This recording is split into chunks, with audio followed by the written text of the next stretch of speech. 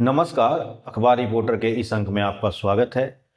नेपाल के काठमांडू के कई इलाकों में कर्फ्यू लागू हो गया है और कर्फ्यू इसलिए लागू हुआ है कि वहाँ पे एक उग्र प्रदर्शन हुआ है और फिर से राजशाही और हिंदू राष्ट्र बनाने की बात को लेकर भीड़ उग्र हो गई है। इसके लिए वहाँ पर कर्फ्यू लगाना पड़ा है। आज हम इसी पर चर्चा करने वाले हैं। बात शुरू करें इससे पहले आपसे हमारी गुजारिश है कि हमारे चैनल को लाइक कीजिए, शेयर कीजिए, सब्सक्राइब जरूर कर दीजिएगा।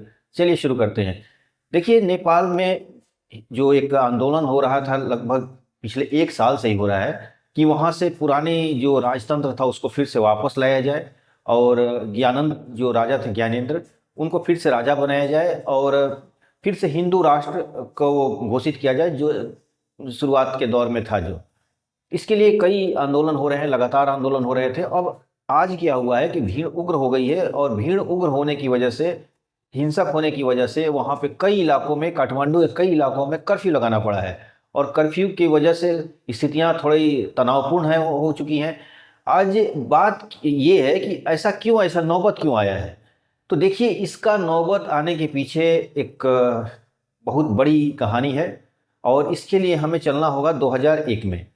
2001 1 जून 2001 को एक राज परिवार में एक शूट आउट हुआ था जिसमें ऐसा बातें निकल के आई थी कि जो युवराज थे दीपेंद्र, उन्होंने अपने ही परिवार के जो वीरेंद्र विक्रम राजा जो थे और ऐश्वर्या रानी और 9 और सदस्यों को भी गोली मारकर हत्या कर दी और खुद घायल हो चुके हैं, जिन्हें अस्पताल में ले जाया गया, जहां कोमा में गए। कुछ दिन बाद इनकी मृत्यु हो गई। मृत्यु के बाद उनके भाई ज्ञानेंद्र को राजा बनाया गया और जब राजा बने तो उस समय एक वहाँ विचित्र स्थिति हो गई, माओवादी आंदोलन शुरू हो गए और इसके पीछे चाइनीज एजेंट्स का हाथ था।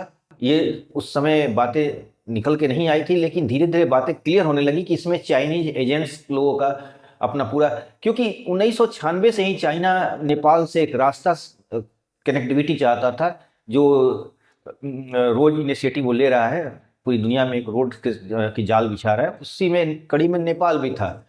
लेकिन वहाँ के जो राजा वीरेंद्र विक्रम थे उन्होंने मना कर दिया था। बोले कि हमारा भारत से बहुत बढ़िया संबंध है और हम नहीं चाहते हैं कि भारत से हमारा संबंध खराब हो। भारत हमें जो जरूरत की चीज़ें होती हैं वो मुहैया करा देता है, हमारी सड़कें बना देता है हमारे यहाँ। तो इस तरह का चल रहा था, जिसके लिए चाइनीज जो थे वो थोड़ा उनसे नाराज हो गए थे और तभी से अपना एक्टिव हो गए थे वहाँ पर। और माओवादी आंदोलन हुआ जिसमें कम्युनिस्ट पार्टी सत्ता में आई और वीरेंद्र जो ज्ञानेंद्र जो राजा ज्ञानेंद्र थे वो विदेश चले गए। ज्ञानेंद्र करीब 4 से 5 साल बाद वापस आए और वापस आने के बाद भीड़ उनका स्वागत की और मांग की कि आप सत्ता पर आइए और फिर से राजतंत्र लाया जाए और हिंदू राष्ट्र की बात होने लगी। यानी वो इस तरह की एक डेमोक्रेसी चाहते हैं जिसमें डेमोक्रेसी भी हो और राजा भी है, जैसे ब्रिटेन में होता है कि राजा भी होते हैं और नीचे प्रधानमंत्री भी होते हैं। उनका मानना है कि जो पिछली सरकारें जो आई हुई हैं कम्युनिस्टों की, ये लोग भ्रष्ट हैं, हम लोगों का जीना मुश्किल हो चुका है और ये लोग इतने भ्रष्ट हो चुके हैं कि अब जनता त्राहिमाम कर रही है। इसके लिए जनता उग्र हो चुकी है। इसके लिए उन लोग मांग कर रहे हैं कि हमें फिर से हिंदू राष्ट्र चाहिए। और देखिए, इसके पीछे एक स्टोरी बता रहा हूँ, हुआ क्या है। 2006 से ही जब चाइना उसमें एक्टिव हो चुका था तो CIA भी एक्टिव हो चुका था। और आपको पता होना चाहिए कि बिहार के जो लगे हुए उत्तर प्रदेश के जो एरिया है, वहाँ पर नेपाल के लोगों से एक तरह से घरेलू संबंध है, रिश्तेदारियां हैं, एक दूसरे के बेटी और रोटी का संबंध है, एक शादियां होती हैं आपस में। तो इसलिए उनका कल्चरल बहुत जुड़ाव है। दूसरी चीज़ की पिछली 1 हफ्ते पहले जो ज्ञानेंद्र आए हुए थे और वहाँ पर एक आंदोलन हुआ था उनके समर्थन में, तो योगी आदित्यनाथ का भी पोस्टर लहराए गए थे वहाँ पर।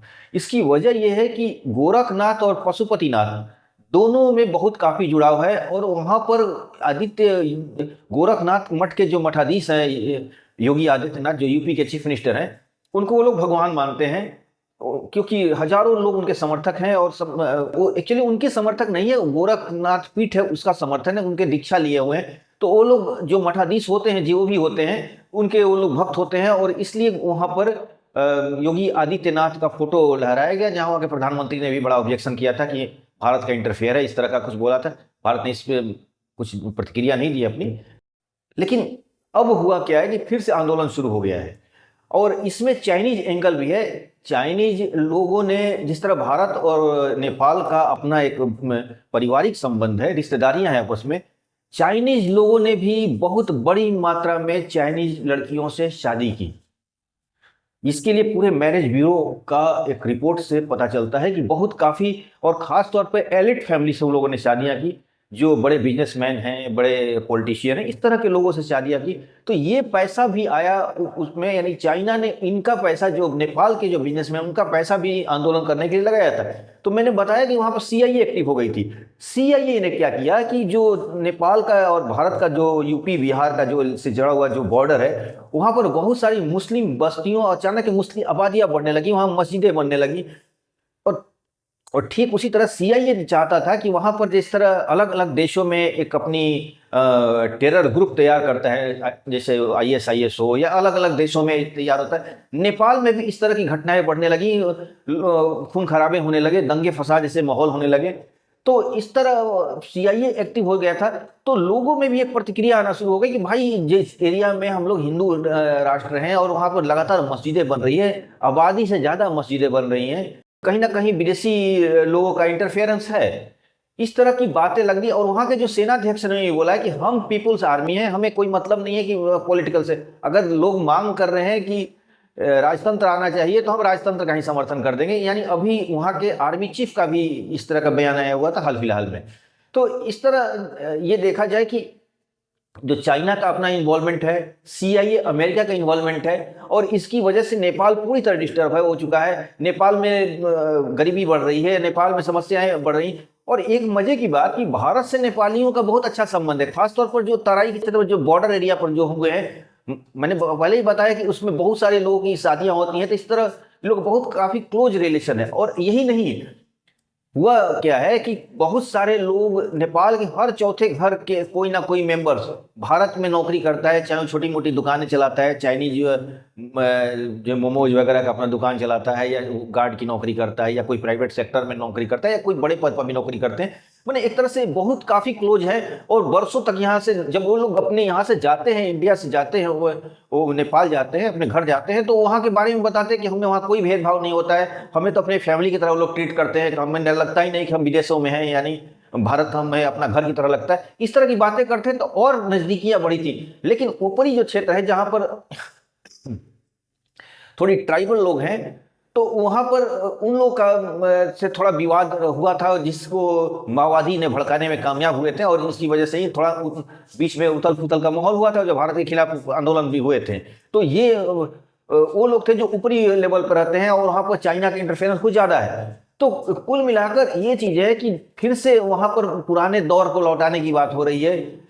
एक और वहां पे एंगल हुआ है, वहां पे गणतंत्र की मांग भी हो रही है, और वो काम करा रहे हैं प्रचंड, जो कि शुरुआत में माओवादी नेता हैं, उन्होंने ही वो भी करना। तो यानी कुल मिलाकर एक अजीब सी स्थिति बन चुकी है। एक तरफ कम्युनिस्ट पार्टी के लोग भी हैं, और एक तरफ ये ज्ञानंद के समर्थक लोग हैं। तो दोनों में टकराव की उम्मीद है, दंगे फसाद हो रहे हैं, इसलिए कर्फ्यू लगा दिया गया है। तो ये स्थिति है नेपाल की। और नेपाल से भारत का जो संबंध है वो सदियों पुराना है, कोई नया चीज नहीं है। अगर बुद्ध का जमाना देखा जाए तो भगवान बुद्ध का जन्म वहीं पर हुआ था, फिर बाद में उन्होंने ज्ञान बिहार में पाया था, और बनारस में आपको जाकर उन्होंने पहला अपना उपदेश दिया था। तो इस तरह का संबंध है। और माता सीता का भी जन्मस्थली है, तो जनकपुर वहीं पर है। तो कुल मिलाकर कल्चरल नेपाल इतना जुड़ा हुआ है भारत से कि इसे तोड़ना आसान नहीं है। चाइना के लोग अपना पूरी जोर लगाए हुए थे कि हम इस तरह का संबंध ये कर दें। और दूसरी बात कि चाइना, जब से वहाँ पर माओवादियों का, जैसे कम्युनिस्टों का सरकार बनी है, चाइना ने अपने बहुत तेजी से वहाँ पर रोड कनेक्टिविटी बढ़ा रहा है, रेलवे कनेक्टिविटी बढ़ा रहा है, और लगभग अपना रेलवे को, ट्रैक को इंडिया के बॉर्डर तक ला खड़ा कर दिया है। अभी उस पर काम चल रहा है। लेकिन कहने का मतलब ये है कि माओवादियों ने चाइना के साथ इतना ज़्यादा क्लोज हो गए हैं कि भारत के लिए अब एक तरह से चुनौती पैदा कर दी है, इसमें कोई दो राय नहीं है। तो और चाइना भी जिस के खिलाफ, जिस तरह अमेरिका अलग अलग एरिया में अपना वर्चस्व बढ़ाना चाहता है या उनको काउंटर देना चाहता है, उसी कड़ी में नेपाल में भी अमेरिका का सीआईए एक्टिव है।